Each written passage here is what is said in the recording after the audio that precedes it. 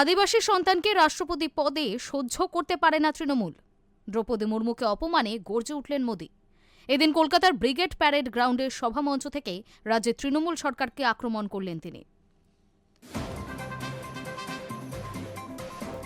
রাষ্ট্রপতি দ্রৌপদী মুর্মুকে অপমানের স্বরূপ প্রধানমন্ত্রী নরেন্দ্র মোদি এদিন কলকাতার ব্রিগেড প্যারেড গ্রাউন্ডের সভামঞ্চ থেকে রাজ্যের তৃণমূল সরকারকে আক্রমণ করলেন তিনি।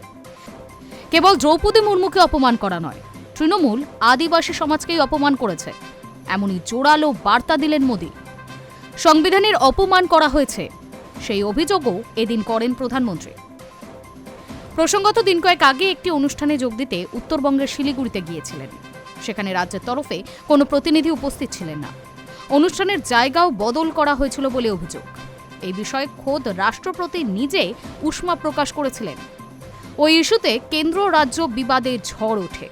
প্রধানমন্ত্রী আগে ওই ঘটনা নিয়ে তীব্র ক্ষোভ প্রকাশ করেছিলেন। এদিন ব্রিগেডের সভা থেকে এই ইস্যুতে আরও একবার সুর চড়ালেন মোদি।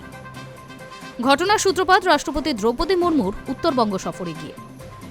একটি বেসরকারি সংস্থার আন্তর্জাতিক সাঁওতাল সম্মেলনে যোগ দিতে উত্তরবঙ্গে আসেন রাষ্ট্রপতি মুর্মু। সেই অনুষ্ঠানের সভাস্থল বদল ও প্রোটোকল ভাঙা নিয়ে জল ঘোলা হয়। ক্ষোভ প্রকাশ করেন রাষ্ট্রপতি। জবাব দেন মুখ্যমন্ত্রী মমতা বন্দ্যোপাধ্যায়ও। জানিয়ে উত্তাল হয়ে ওঠে রাজ্য রাজনীতি। কেন্দ্র স্বরাষ্ট্র মন্ত্রক রিপোর্টও তলব করে।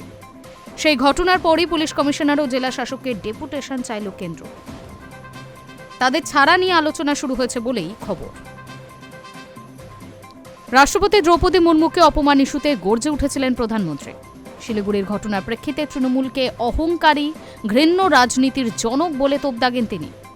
গত রবিবার দিল্লিতে মেট্রো প্রকল্পের উদ্বোধনী অনুষ্ঠানে উপস্থিত হয়ে কড়া সুরে তৃণমূলকে আক্রমণ শানান তিনি।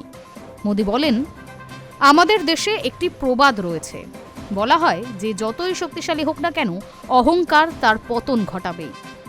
আমি দেশের রাজধানী থেকে সকলকে বার্তা দিচ্ছি, তৃণমূলের নোংরা রাজনীতি ও ক্ষমতার অহংকার শীঘ্রই ভাঙবে। ওরা দেশের আদিবাসী রাষ্ট্রপতিকে অপমান করেছেন। বাংলার শুভবুদ্ধি সম্পন্ন মানুষ একজন আদিবাসী মহিলা। দেশের রাষ্ট্রপতি এই অপমান কোনোভাবেই ক্ষমা করবেন না। Hi News network.